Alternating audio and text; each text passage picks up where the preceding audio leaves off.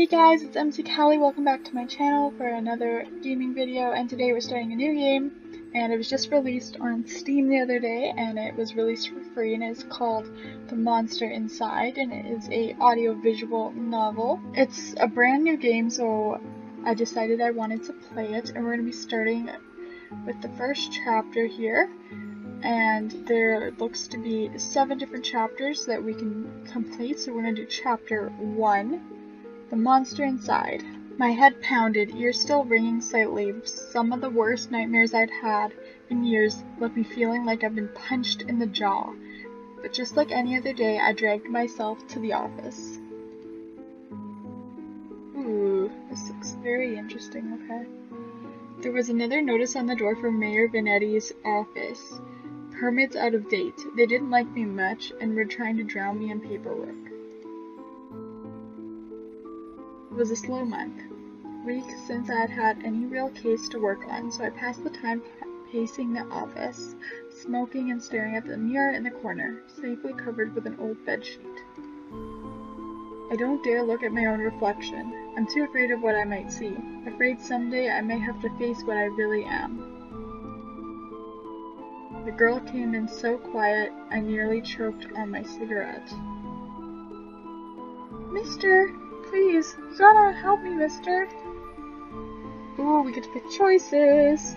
Calm down now, sit and talk slow. Yeah, what can I help you with? You ever hear enough? Sit and talk slow. Okay, thanks. It's just, no one will listen to me. Just tell me your tale, I'm listening. She eyed me with a dash of suspicion as I tossed back a handful of pills and chased them with a swig of whiskey. I could tell this might take a while. Her name was Lily. She told me she was his mistress, the man all over the newspapers, the infamous banker Mr. Reginald Farnsworth. Mr. Farnsworth was a drunk, philandering... Oh jeez. But this girl seemed genuinely concerned that he had recently gone missing. Less concerned about the fact that Mr. Farnsworth's wife had just turned up dead in Central Park 2 nights ago. You don't understand. He just couldn't have done it. He hated his wife, but he couldn't have killed her. Everyone thinks it was him, and no one believes me. He's gotta be in trouble. I ain't saying I believe you, but what makes you think he's in danger?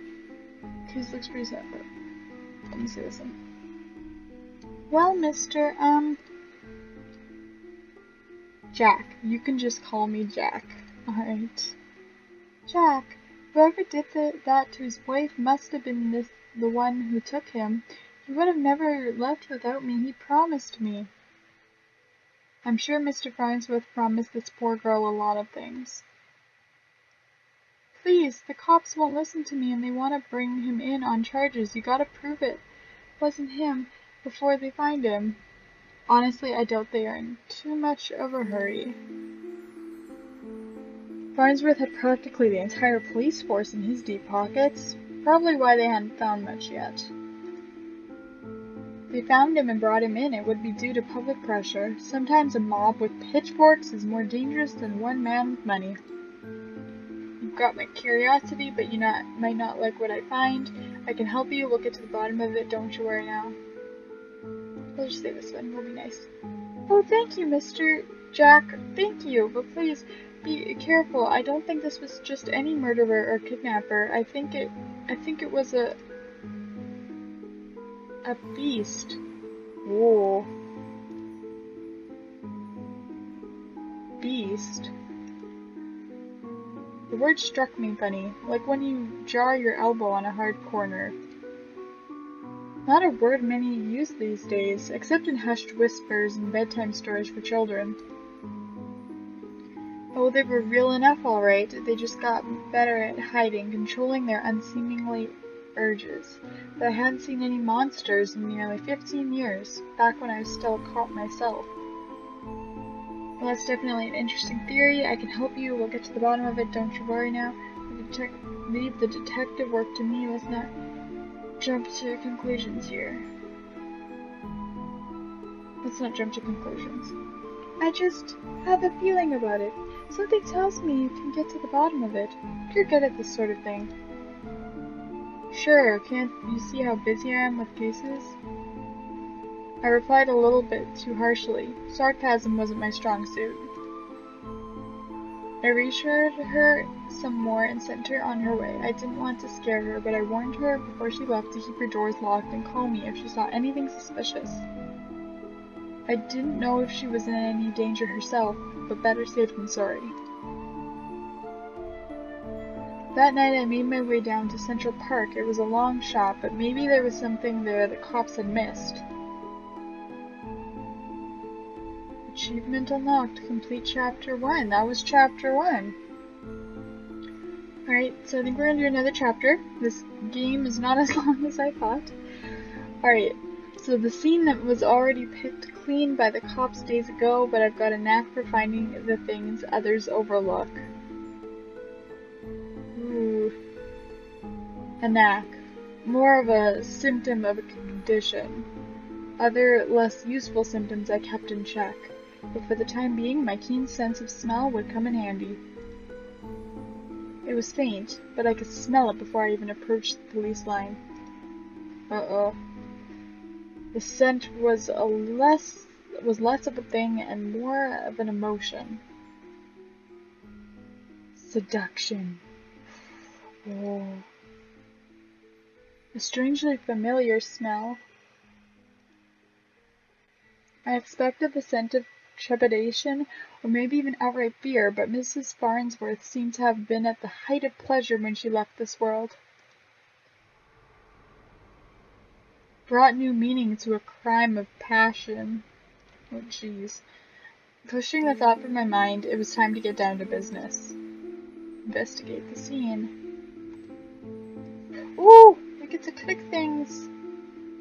Okay, well, there's this here. Muddy footprints everywhere. Difficult to pick out anything from the prints the cops left behind in their haste.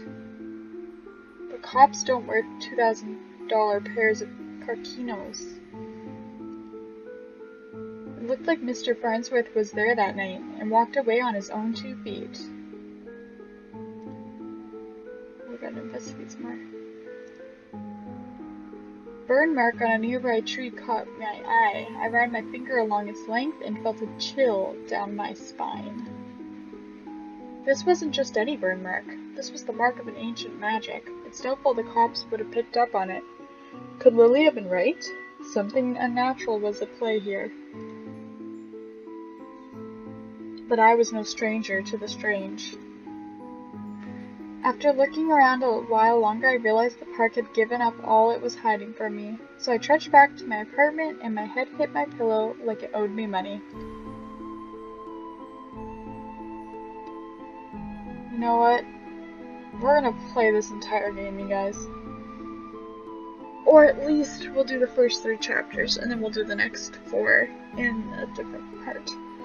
The next morning, I was reeling from another bout of ghoulish nightmares, but I tried to hide my discomfort when I saw Lily was already sitting outside my office. She waited wordlessly as I unlocked the door and ripped down another notice from the mayor's office. I motioned for her to step inside. Seemingly afraid of what I might say, she finally worked up the courage to ask, "What did you find?" "Well, I got some news for you. Farnsworth might still be alive. Not sure about beasts, but something unnatural was at play. Might be right to worry about monsters found as spells mark. He might still be alive." I probably shouldn't have given her false hope like that, but she seemed like she needed something to hold on to right then. She didn't need to know about the mark on the tree. Maybe I should have told her. "How do you know that? Where is he?" "Found his footprints. Seems like he got out safely. For signs he was at the scene and slipped away."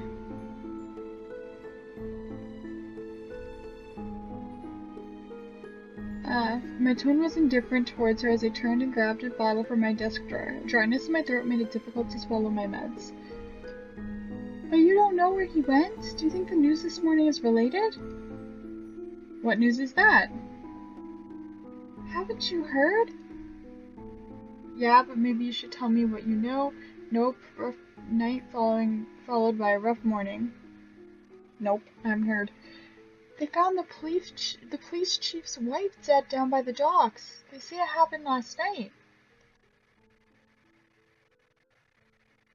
Let me guess, Chief Amato is missing too.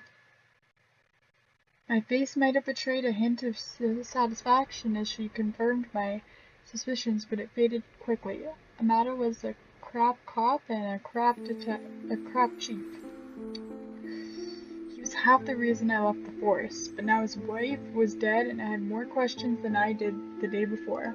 The gears in my head had started to spin, which wasn't helped by the splitting pain at my temples. I told Lily I needed time to work, and she left slightly dejected, wanting more answers than I could provide. That night, after the cops had cleared out of the docks, I would slip down and see what I could uncover concerning Mrs. Amato's untimely demise. Alright guys, so that was chapter 3, so we're going to stop there. And this game is not as long as I thought it was.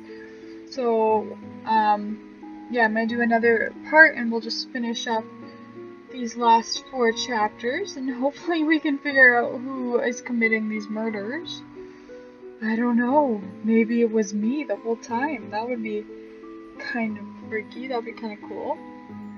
Alright guys, so I'm going to end this first part of this game here. You guys should definitely check this game out, it looks really cool, plus it's free. And yeah, so I hope you enjoyed this video, and if you did, please comment, like, subscribe for more. And always remember to live, laugh, and love, and I will see you guys in the very next video. Bye guys!